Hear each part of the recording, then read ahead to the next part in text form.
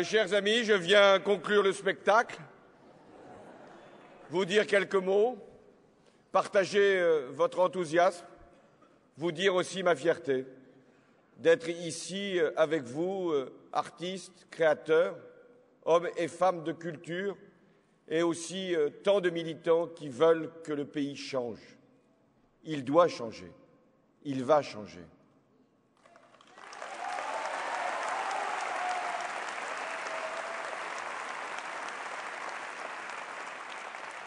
Je vous remercie tous et toutes pour votre présence, votre soutien, votre espérance que je partage. Je veux, dans cette campagne présidentielle, alors que tant de sujets étreignent au quotidien nos concitoyens, le chômage, la précarité, la vie chère, le logement, je veux aussi leur dire que l'avenir de notre pays passe par un grand projet, celui d'une culture qui ait sa place, qui permette à nos concitoyens de nous retrouver, de se retrouver dans une volonté commune, celle de nous dépasser nous-mêmes, celle d'être capables de rêver ensemble à un avenir où nous serions tous réunis dans une cause supérieure. Voilà pourquoi je veux mettre la culture au cœur aussi de l'engagement présidentiel.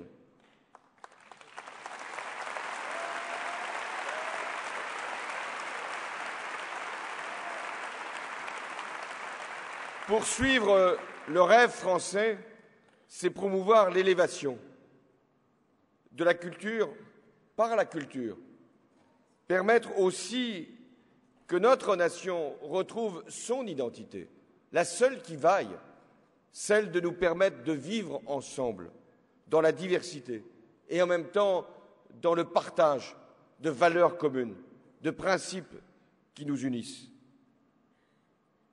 La cohésion nationale est, en même temps que facteur de progrès, et source de développement. La gauche et la culture ont toujours entretenu des relations exigeantes et tumultueuses.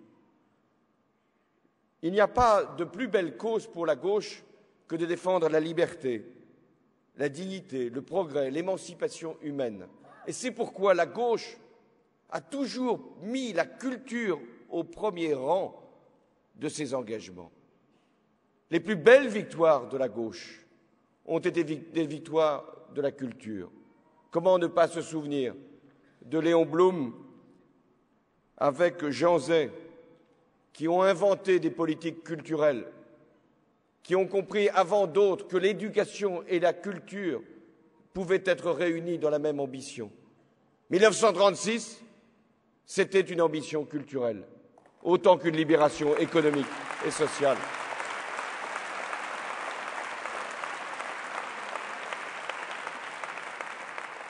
« 1981, ce fut aussi une belle idée de la France et de la culture.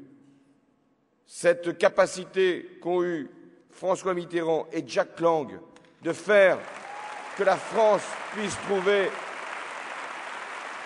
liberté, fierté, imagination, progrès. Et lorsque l'on se souvient de 1981, ce sont de grandes journées qui durent encore pour la musique, pour le patrimoine, pour l'accès de tous aux biens culturels. Oui, aussi la libération de l'audiovisuel. Merci François Mitterrand, merci Jack Lang.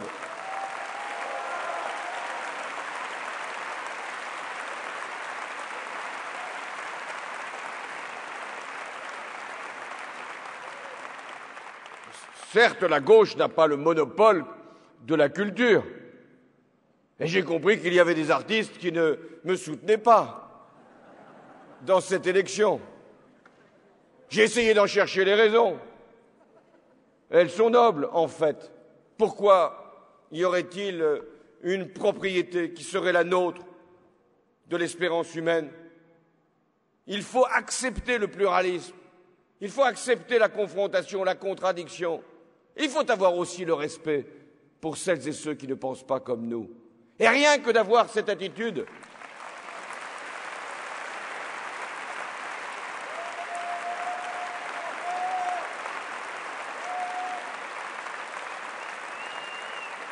Rien que d'avoir cette attitude nous distingue tellement de nos concurrents.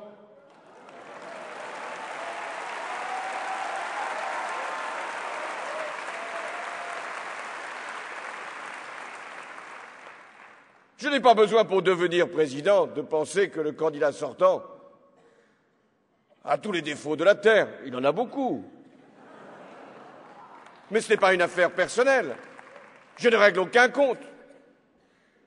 Je n'ai pas besoin de considérer qu'il aurait fait tout mal, même s'il n'a pas fait tout bien.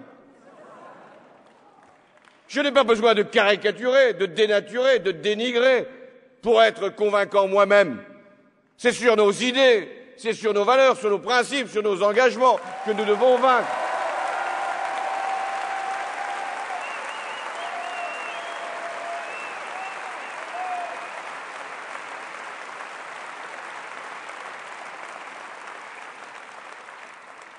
Et puisque le candidat sortant ne défend pas son bilan, nous pouvons défendre le nôtre. Et en matière culturelle, oui, nous pouvons là encore supporter la comparaison. Que s'est-il passé depuis 5 ans? Il y a eu à la fois ce même ressort de penser que le marché pouvait avoir réponse à tout, y compris pour la culture. Cette même culture du résultat, qui ne fait pas grand-chose en matière culturelle, mais qui, en définitive, pose des chiffres avant de porter des ambitions.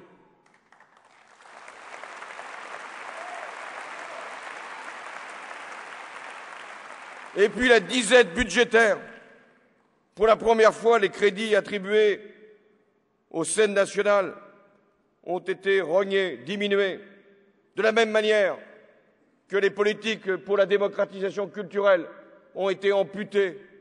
Ce n'est pas parce que c'était un gouvernement et un président de droite. Il y avait eu d'autres ministres et d'autres présidents avant de droite qui avaient fait davantage. Il a donc une responsabilité particulière, car même quand il s'agit de le comparer avec ses prédécesseurs de droite, ce n'est pas à son avantage.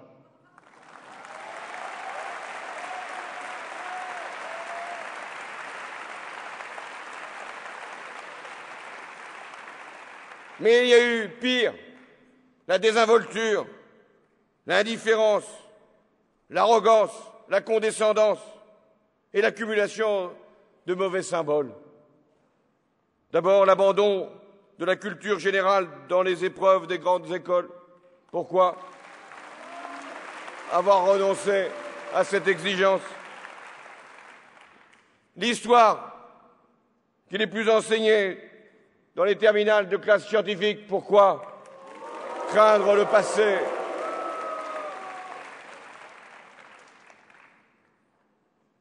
Et puis cette moquerie à l'égard des chefs-d'œuvre de la littérature, au prétexte d'une scolarité difficile.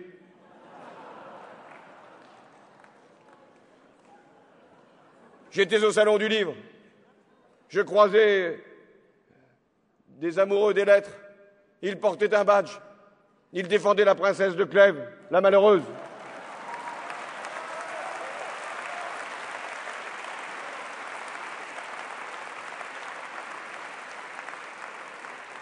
Jamais princesse dans l'histoire de la République aura reçu autant de soutien populaire.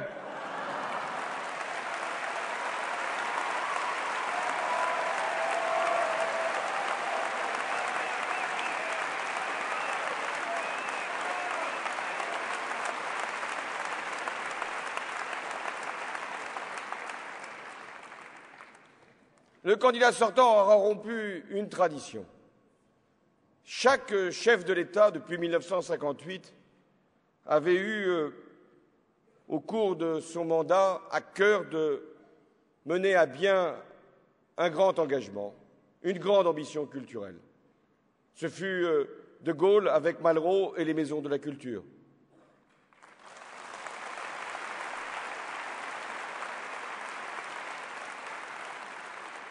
Ce fut Georges Pompidou et la création contemporaine avec le centre qui porte son nom.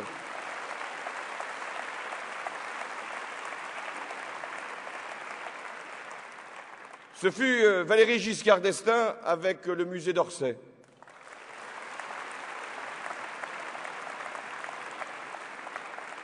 Ce fut François Mitterrand avec le Grand Louvre, la très grande bibliothèque.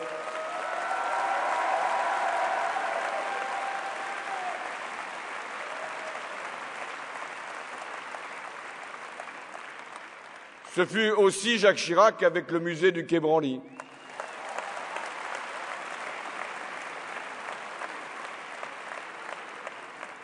Mais du candidat sortant, que retiendra-t-on? Ne soyez pas sévère.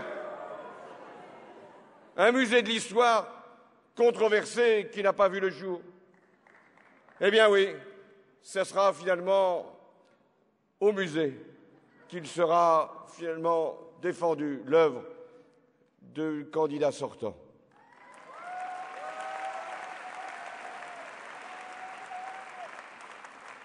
Eh bien, je reprendrai, si les Français m'en donnent mandat, la grande aventure culturelle de la France, qui fait que, quelles que soient les difficultés du moment, il peut y avoir un rassemblement, une réunion de tous les Français autour de grands équipements, de grands chantiers, de grandes missions, d'une volonté humaine qui est la nôtre, qui n'est pas de donner l'exemple à la terre entière, mais simplement d'être à un moment des pionniers, des inventeurs, des promoteurs de notre culture, de la culture du monde. Je commencerai par rétablir l'autorité du ministère de la Culture.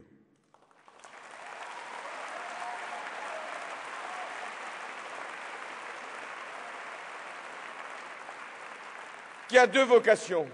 Promouvoir la création, parce qu'elle est exigeante, parce qu'elle peut être coûteuse, parce qu'elle peut être menacée dans sa liberté. C'est le rôle du ministre de la Culture, de ses services, à chaque fois de préserver l'émergence, de favoriser la connaissance qui va un moment apparaître, de prendre le risque de la liberté. Et puis la deuxième vocation du ministère de la Culture, c'est de faire en sorte qu'il y ait une démocratisation culturelle, l'accès de tous aux biens, aux œuvres, aux manifestations de l'esprit, à l'émotion. Le budget du ministère de la Culture sera donc sanctuarisé, protégé, préservé. Mais il faudra aller plus loin que ce seul ministère. Dans toutes les missions du gouvernement, il y a une part pour la culture. Au ministère des Finances, la fiscalité. Au ministère de l'Éducation, l'éducation artistique si essentielle.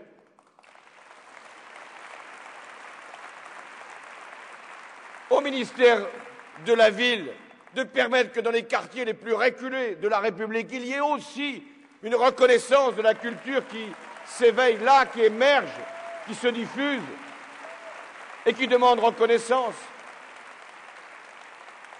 Et même au ministère des Affaires étrangères, parce que nous avons à promouvoir la culture partout dans le monde, la langue française.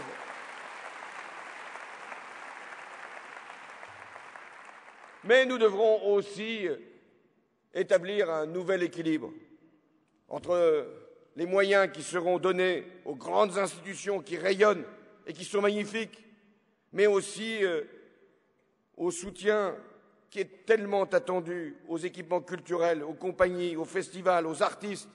Oui, avoir ce sens de la répartition des crédits pour toutes les missions. Et un nouveau modèle qui passera nécessairement par un contrat entre l'État et les collectivités locales. Aujourd'hui, ce sont les villes, ici je suis à Paris, et la ville de Paris, Bertrand Delanoë est là parmi nous, est exemplaire en matière culturelle.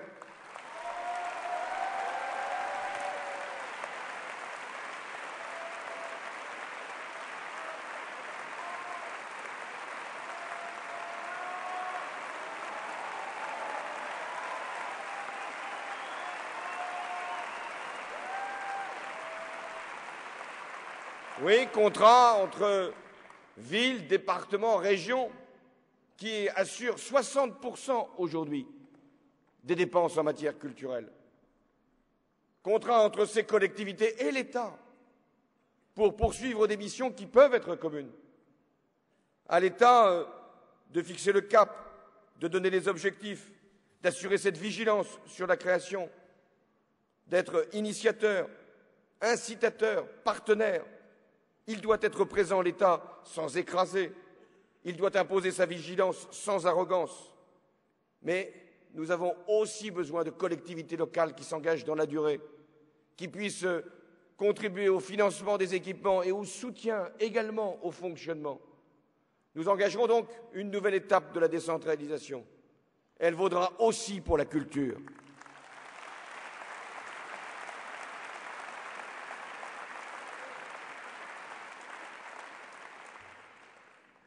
Ensemble, nous aurons à soutenir l'émergence artistique. Je pense à ces femmes, à ces hommes qui font vivre les associations, les compagnies, les théâtres, les festivals, ceux qui mènent une vie difficile, éprouvante, qui s'inquiètent toujours par rapport à leur financement, qui connaissent la précarité, la pauvreté, l'intermittence.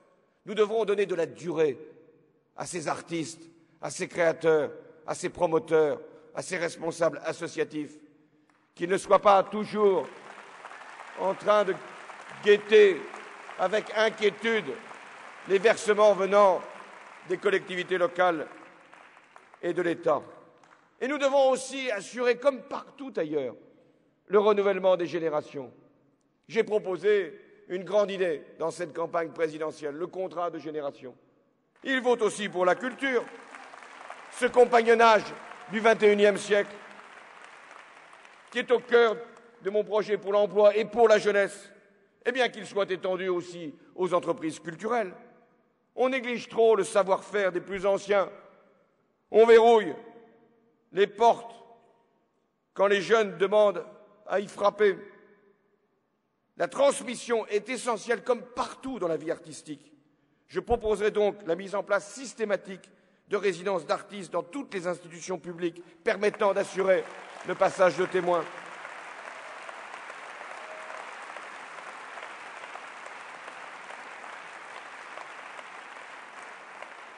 C'est pour ce nouvel équilibre entre institutions, entre équipements culturels, entre État et collectivités locales, entre artistes qui assurent le fonctionnement de nos institutions et l'émergence d'une nouvelle génération.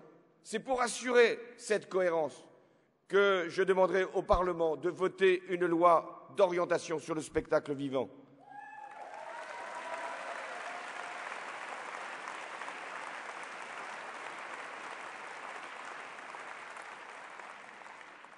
Mais la culture, c'est l'égalité. Et tout commence à l'école. C'est à l'école que peuvent, comme le disait Jaurès, s'illuminer tous les soleils, c'est-à-dire toutes les consciences, toutes les émotions, tous les bonheurs d'apprendre. Les trésors de l'esprit humain sont à tout le monde. Et je ne veux pas qu'un seul enfant de notre pays puisse, à cause de l'endroit où il est né, du milieu où il a grandi, se dire un jour, l'art, la peinture, la sculpture, la culture au sens le plus vaste, ce n'est pas pour moi. Si, c'est pour chacun, c'est pour tous, c'est pour tout le monde. Tous les enfants de la République ont le droit à la culture, à la beauté, à l'émerveillement, à l'émotion, à l'émancipation, au bonheur de découvrir, de partager, de créer les œuvres de l'esprit.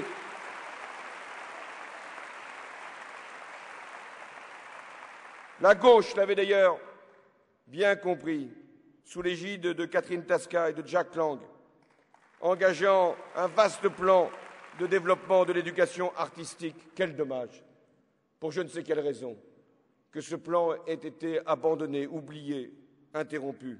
Eh bien, nous le reprendrons. L'éducation artistique sera une des priorités de l'éducation nationale.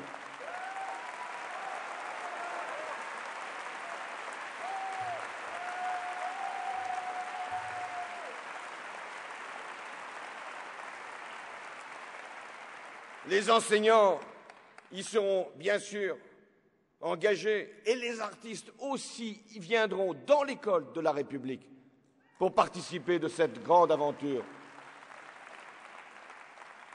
La culture, c'est aussi le patrimoine. Le patrimoine, c'est l'héritage. Le patrimoine, c'est la propriété de tous. Le patrimoine, c'est la nation. Le patrimoine, c'est aussi un secteur économique où des métiers menacés, des métiers d'artisans, mais des métiers d'artistes, sont étroitement liés aux chantiers de restauration que les collectivités ou l'État engagent. Eh bien, nous ferons en sorte que cette culture de l'art, cette culture du patrimoine puisse, à travers de grands chantiers de rénovation, être poursuivie, préservée, amplifiée. Ce sont des métiers qui doivent non seulement être protégés, mais être transmis.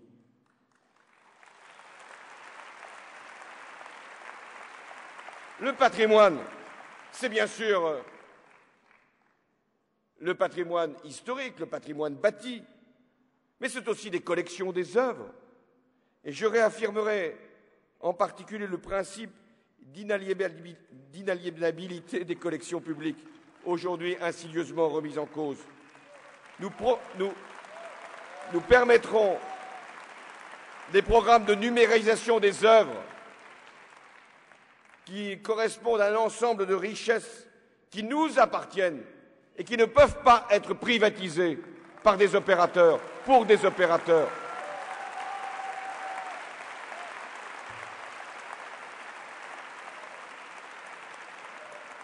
La culture, c'est une langue. Et la nôtre est belle. Et la nôtre nous unit. Parler, écrire la même langue, c'est employer les mêmes mots pour dire les mêmes craintes, mais aussi les mêmes espérances. C'est partager des valeurs, car les mots et la grammaire relient en définitive chaque individu à une vision du monde. Notre langue est le premier des liens qui nous rassemblent. Notre langue, c'est notre première république, celle que nous parlons. Je n'accepte pas que plus de 15% de notre jeunesse entre en classe de 6e sans maîtriser la langue française, sans cet acquis fondamental. Ces jeunes sont condamnés avant l'heure à l'exclusion, à une forme de relégation, à l'impossibilité d'accéder aux œuvres. L'apprentissage de la langue française sera donc, là encore, pour l'éducation nationale, une exigence, un principe, une priorité.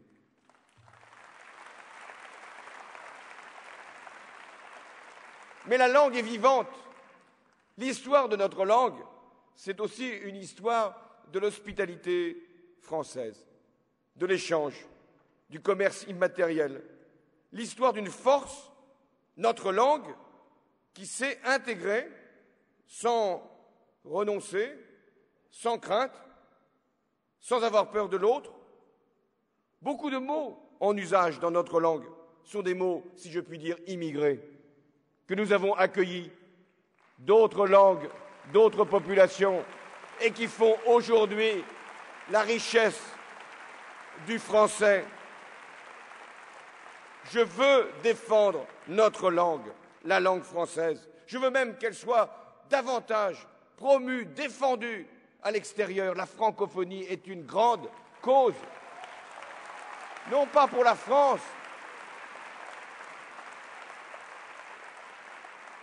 mais pour ces 250 millions d'humains qui nous font le bonheur, qui nous donnent la fierté de parler notre langue et qui nous reprochent souvent de la défendre si mal, alors que eux, dans des pays très lointains, parlent le français parce qu'ils veulent parler une langue de liberté, une langue de culture.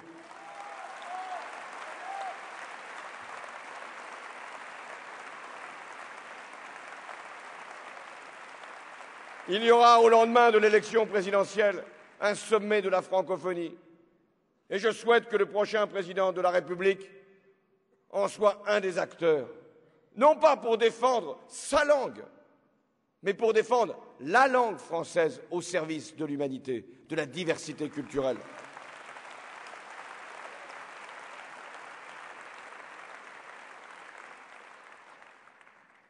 Et puisque je parle de diversité, la langue française n'a rien à craindre des langues régionales ou des langues minoritaires.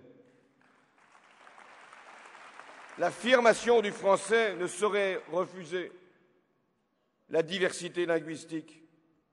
Et là encore, je ferai ratifier la charte des langues régionales, parce que je considère que pour beaucoup de nos concitoyens qui parlent et parlent merveilleusement le français, c'est une richesse de plus que de parler une langue régionale. La diversité, j'ai employé le mot. Nous l'appelons en France l'exception culturelle. Je veux ouvrir l'acte 2 de l'exception culturelle. L'acte premier avait été posé au lendemain de 1981 à travers le prix unique du livre, qui a sauvé le livre en France.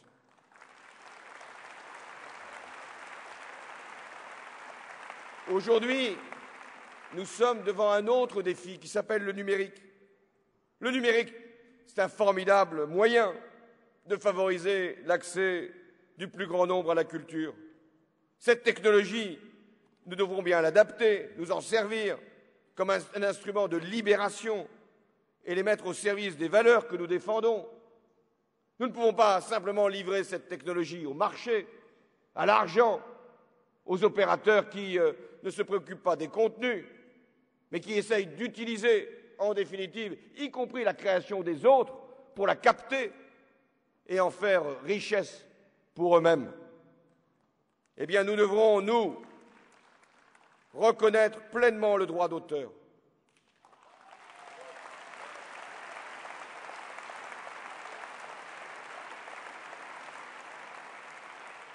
Nous avions contesté en son temps la loi Hadopi, parce que nous ne pouvions pas comprendre qu'il y ait cette opposition créée, entretenue entre le créateur et l'internaute, et qu'il y ait d'abord l'expression d'une répression. Sur le sujet du numérique, comme sur tant d'autres, le candidat sortant n'a fait qu'opposer les uns les autres, comme si l'on pouvait opposer le créateur et son public. Et en même temps, nous avons nous-mêmes, après avoir remplacé la loi Hadopi par une loi sur l'exception culturelle, nous aurons à définir un nouveau modèle, un nouveau cadre économique et juridique pour l'Internet et pour les artistes. Je défendrai la liberté, mais aussi les droits moraux, patrimoniaux des acteurs, des auteurs, écrivains, compositeurs, interprètes. Bref, nous avons à concilier, réconcilier une nouvelle fois. Il y aura une réforme des droits intellectuels qui tiendra compte des nouvelles pratiques culturelles, qui garantira la liberté de création et son financement, et qui combattra les logiques de concentration.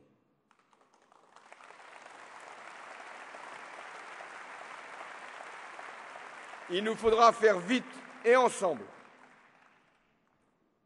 Et nous poserons 3 principes fondamentaux.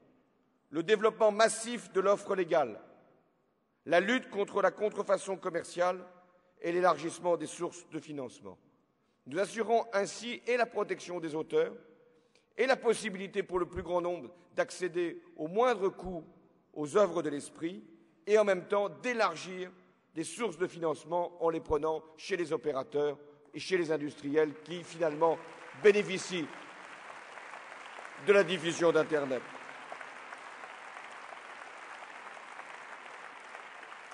Nous agirons aussi à l'échelle de l'Europe, car ces gros opérateurs de consommateurs de contenu sont localisés dans des pays où ils ne payent pas d'impôt sur les sociétés et ailleurs où ils ne payent pas de TVA. Eh bien, l'Europe devra harmoniser sa fiscalité par rapport à ces opérateurs qui s'enrichissent sans créer de contenu culturel. Parallèlement, je proposerai d'aligner au niveau du taux réduit de TVA la taxation de tous les biens culturels, quels qu'en soient les supports.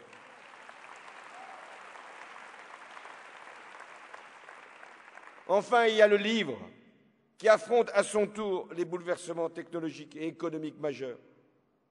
Je favoriserai toutes les initiatives qui permettent de fédérer ce secteur. Il y est prêt, éditeurs, libraires, auteurs, pour que sur des questions aussi importantes, là encore, que les transports, les plateformes d'achat, les bases de données, l'innovation, il y ait des règles qui permettent de préserver le livre en tant que produit culturel de première importance. Je sais aussi combien il faudra se battre pour le prix unique du livre numérique, combien il faudra agir aussi au niveau européen pour préserver cette exception. Et enfin, nous devons faire tout pour que les libraires, ces libraires qui assurent non seulement la distribution des livres, mais aussi les conseils, l'animation autour du livre, puissent être partout présents sur le territoire. Ils sont menacés et ils ont été encore davantage affectés par la hausse de la TVA de 5,5 à 7% sur le livre.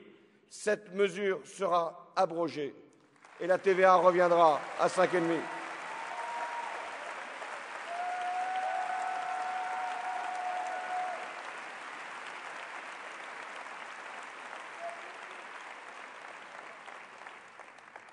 En matière audiovisuelle, se développent des chaînes aujourd'hui qui n'ont aucune obligation de financement de la création et qui en plus affaiblissent toutes les autres qui ont cette contrainte, ou plus exactement ce devoir. Là, sont attribués 6 nouveaux canaux à quelques semaines de l'élection présidentielle, dans des conditions contestables et que je n'accepte pas. Eh bien, ce sera une nouvelle fois à la puissance publique de faire en sorte qu'il y ait, là encore, les mêmes obligations pour les mêmes chaînes dès lors qu'elles bénéficient des mêmes supports. Nous devrons veiller aussi au financement du cinéma, qui doit tant aux chaînes publiques et à Canal+. Et méfions-nous qu'autour du financement du sport, il y ait une atteinte qui touche la chaîne cryptée et qui ensuite, faute de moyens, réduise son soutien au cinéma.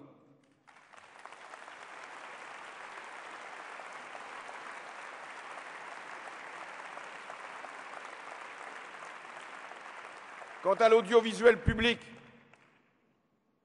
qui est un service public, il doit davantage contribuer encore à la création audiovisuelle et cinématographique. En France, elle a été, hélas,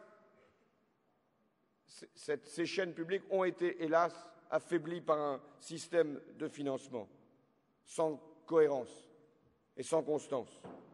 Et là encore, nous aurons à y mettre bon ordre pour que les chaînes, dans les cahiers des charges, soient davantage amenées à financer la création et le cinéma.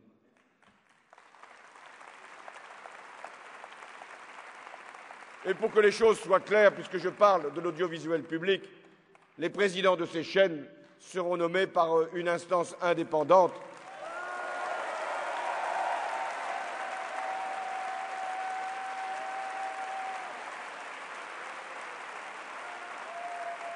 Ce qui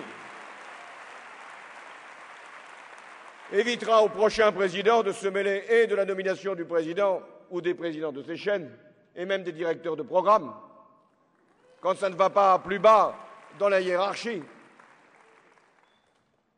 Enfin, il y a le cinéma. Chacun, je crois, ici a été fier du succès du film The Artist, mais rappelons que c'est grâce à France 3 qui a eu première chaîne à avoir confiance dans ce projet, puis à Canal+. Et si nous devons saluer ce succès, nous devons aussi rappeler l'originalité du financement du cinéma français, le rôle du Centre national du cinéma, qui doit être préservé, garanti, ainsi que ses ressources.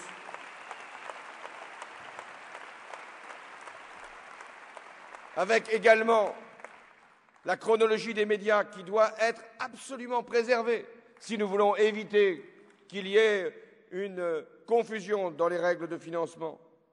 Et je n'oublie pas toutes les formes de cinéma, cinéma d'art et essai, créateurs et producteurs indépendants, Bref, ce qui a fait notre modèle auprès des institutions européennes et qui fait qu'aujourd'hui, beaucoup de pays regardent vers la France pour que le cinéma puisse être partout aussi bien défendu, promu qu'en France et donc partout en Europe.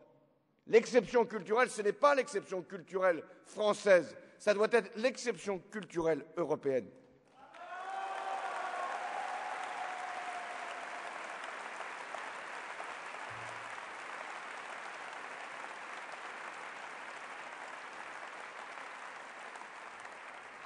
La culture, c'est aussi la découverte. Et donc l'attention, la vigilance à l'égard de tout ce qui émerge. Il faut remettre en cause un certain nombre de situations. Il faut éviter les rentes, même en matière culturelle. Il convient de renouveler les formes artistiques. Et je l'ai dit, c'est le rôle du ministère de la Culture de retrouver cette exigence d'un regard nouveau, d'un regard complice à l'égard de la création. Aujourd'hui, trop peu de formes nouvelles, émergentes sont soutenues. Je pense notamment aux cultures urbaines, aux cultures des quartiers qu'on regarde avec condescendance, ou simplement dans le souci d'une bonne intégration. Non, ces cultures-là sont notre culture, pleinement. Je serai attentif à l'avenir du Centre national de la musique, qui est une bonne idée, à condition que ce soit à travers une bonne répartition de ce qui revient aux producteurs et de ce qui revient aux artistes. Parce que ce sont les artistes qui, en définitive, créent la musique que nous entendons. La culture, c'est la liberté. Quand je dis la liberté, c'est la liberté de création, c'est la liberté de diffusion. Mais c'est aussi la liberté pour les créateurs de ne pas être sous l'influence de toutes les formes d'intégrisme. Aucune atteinte, aucune entrave à la liberté de créer ne doit être tolérée. Aucun sectarisme ne peut être accepté. Il y a des spectacles en France qui, hélas, suscitent des manifestations, des protestations et parfois des tentatives d'empêchement. Ça s'est passé ici même, à Paris. Et il y a même des formes de violence à l'égard de ceux qui créent. Je pense à notre ami Jean-Michel Ribes, qui a été à plusieurs reprises victime d'un certain nombre de ces tentatives d'intimidation. Et je veux lui dire mon soutien. La liberté, c'est aussi celle d'écrire et d'informer. L'indépendance de la presse est vitale pour notre démocratie.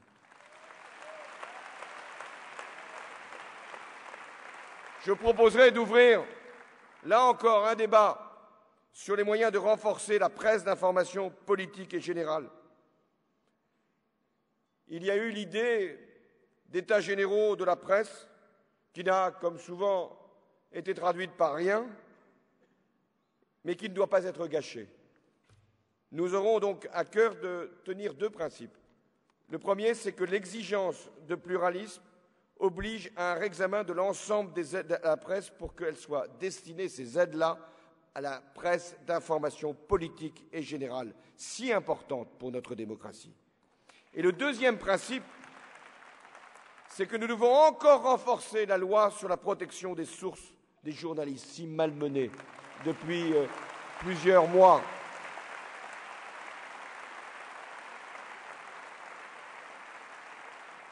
Là encore, nous devrons soutenir la modernisation de la presse, qui elle aussi est confrontée au numérique. Nous avons besoin d'une presse indépendante, libre, mais aussi forte sur le plan économique. Enfin, je veux terminer par une dernière exigence. La culture, c'est l'ouverture aux autres. La création française est appréciée partout dans le monde. C'est notre fierté. Et en même temps, quel regret de voir des instituts culturels à l'étranger qui ferment, des moyens pour la promotion de notre langue remis en cause. Comment accepter aussi que la France, si riche de ses artistes, régresse sur le marché de l'art? Et comment admettre que les aides qui étaient jusque-là à la création africaine, notamment à la danse, aux arts plastiques, à son cinéma, aient été aussi mises en cause? Comment aussi accepter, alors que nos festivals vivent avec des artistes étrangers, que certains n'ont pas pu venir en France parce qu'ils n'ont pas disposé des visas indispensables? De quoi avons-nous peur? Quelle image voulons-nous donner?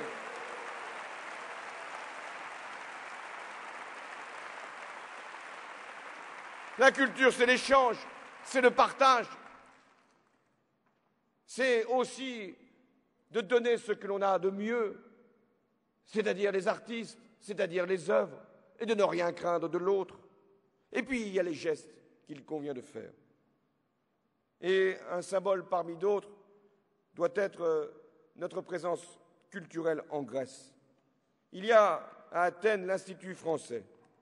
Je souhaite qu'il soit non seulement préservé, mais renforcé, pour que nous disions aux Grecs qui souffrent aujourd'hui combien nous sommes reconnaissants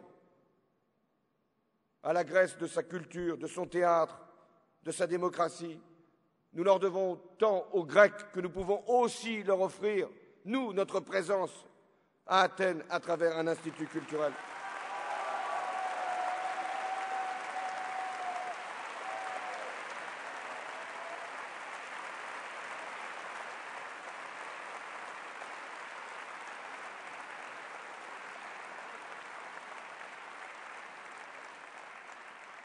Et puis, le prochain président de la République devra de nouveau ouvrir le chemin de l'Europe de la culture. Depuis la création de la chaîne Arte en 1992, rien n'a véritablement été entrepris. Où sont les programmes de coopération scientifique tels Eureka? Comment avons-nous pu accepter qu'ils disparaissent? Et ce magnifique Erasmus qui permet, c'est un tel bonheur, aux étudiants d'ouvrir leur intelligence en allant poursuivre leurs études dans un pays étranger. Pourquoi n'a-t-on pas développé davantage ces programmes? Pourquoi ne les a-t-on pas ouverts à tous les jeunes et pas simplement aux jeunes étudiants? Pourquoi chaque année seulement 25 000 jeunes Français en bénéficient-ils? La culture devrait inspirer tant de projets. Je salue par exemple l'initiative Europeana, mise en réseau des grandes bibliothèques européennes, dans lequel s'inscrit le projet Gallica de la Bibliothèque nationale de France. Grand projet, beau projet, qui a permis justement que la numérisation des œuvres reste dans le domaine public. Et c'est la preuve que Google n'est pas le seul acteur possible en la matière et que des initiatives publiques sont pertinentes, efficaces pour valoriser notre patrimoine commun. La culture, c'est la curiosité. Une vertu qui est celle de la jeunesse, une vertu qui est celle des scientifiques, des créateurs, des artistes, une vertu indispensable pour penser, imaginer le monde. Plus que jamais, il nous faut mobiliser nos capacités d'intelligence, de création, de savoir, de recherche. On nous dira, mais ce n'est pas urgent. Il y a tant de choses qui ne peuvent pas attendre. N'oublions pas la mise en garde d'Edgar Morin. Le plus souvent, on sacrifie l'essentiel à l'urgence, alors que l'urgence, c'est l'essentiel. Et l'urgence, aujourd'hui, c'est aussi de participer à l'effort de culture, de création, de savoir, de recherche.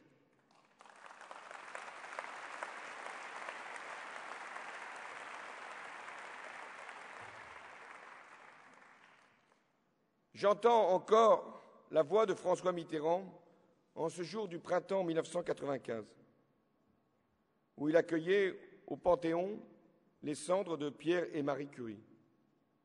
Le destin des civilisations, disait-il, n'est pas de redouter la connaissance des choses, mais de la maîtriser. Le refus du savoir, la crainte de la pensée créatrice sont le propre des sociétés perdues. Nous devons donc faire en sorte que notre société n'ait rien à craindre de la connaissance, de la création, du savoir. C'est la plus belle aventure humaine qui soit. Nous avons plus que jamais besoin de sciences humaines, de sciences exactes, de chercheurs, de créateurs. Toujours davantage besoin de croiser nos regards, de comprendre le réel, d'imaginer l'avenir. Il y a plusieurs manières de mal préparer l'avenir. 3 manières de passer un bien mauvais relais aux générations qui nous suivent. La première mauvaise manière, c'est d'accumuler les dettes sur les dépenses courantes. La droite l'a fait. La seconde manière n'est pas moins malfaisante et destructrice, c'est de ne pas investir dans les secteurs d'avenir. La plupart de nos concurrents font mieux que nous, parce que nous, ou plus exactement les autres, ont sacrifié cette perspective. Et comment a-t-on pu laisser s'installer une hiérarchie des rémunérations qui donne si peu à voir des exigences de demain? Comment un trader peut-il être payé 10 fois un ingénieur et 20 fois un chercheur? Quel signe envoie-t-on?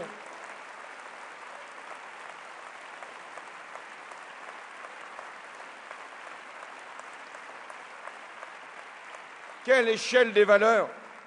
Quelle fausse image pour comprendre nos priorités?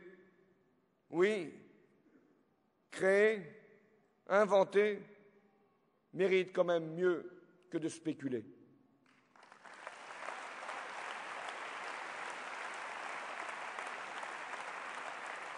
Mais il y a une dernière manière de mal préparer l'avenir, c'est la pire, c'est la fermeture.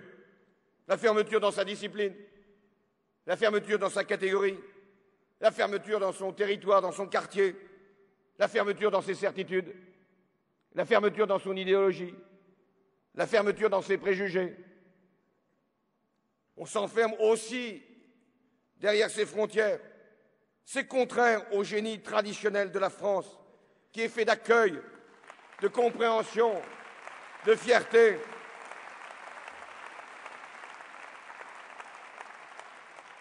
Comment peut-on freiner, limiter l'entrée sur notre territoire des étudiants de qualité qui demandent à pouvoir servir l'université française, la recherche française, la création française?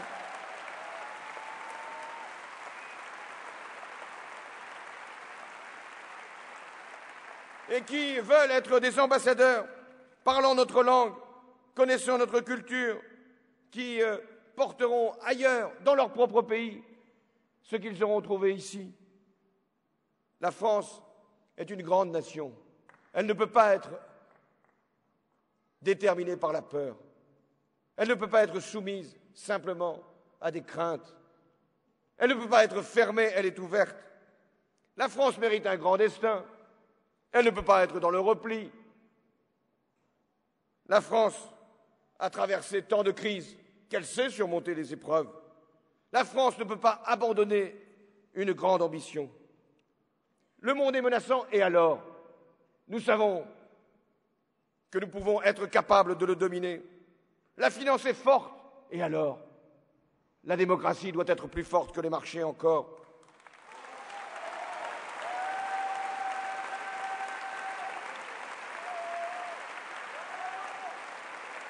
L'Europe, la belle Europe, la grande Europe, l'Europe est tentée par l'austérité généralisée à travers un traité, et alors? Nous pouvons être capables de le renégocier si le peuple français en décide. C'est l'enjeu du scrutin qui s'annonce.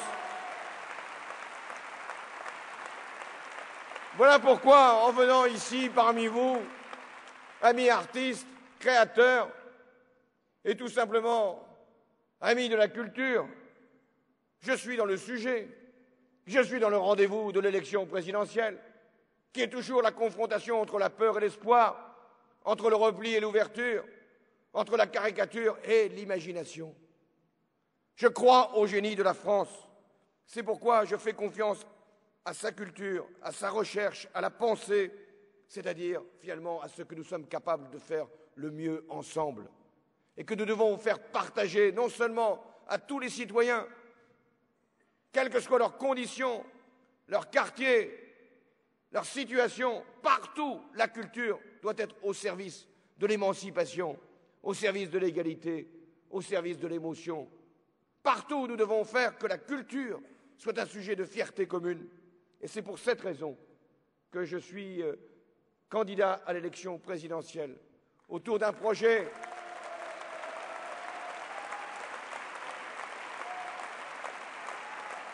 qui porte la jeunesse de France au cœur de mes engagements. Je suis candidat à l'élection présidentielle dans un moment très difficile pour notre pays, pour l'Europe, pour le monde.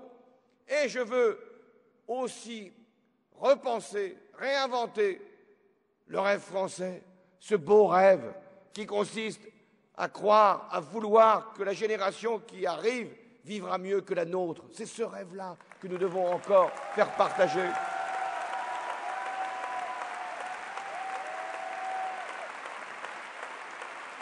Et ce rêve, il est aussi un rêve de culture, un rêve de savoir, un rêve de connaissance qui fait que la France pense être en avance sur le reste du monde, tout en ayant le souci, le respect d'offrir ce qu'elle fait de mieux, ce qu'elle crée de mieux à tous les pays du monde. Voilà pourquoi je suis candidat à l'élection présidentielle pour le rêve français, pour que le changement vienne, pour que le changement vienne vite. Il est là, 5 semaines avant le premier tour. Beaucoup va se jouer au premier tour. 7 semaines avant le 6 mai. Le 6 mai, ce sera un grand jour pour la France, pour la République et pour la culture. Merci.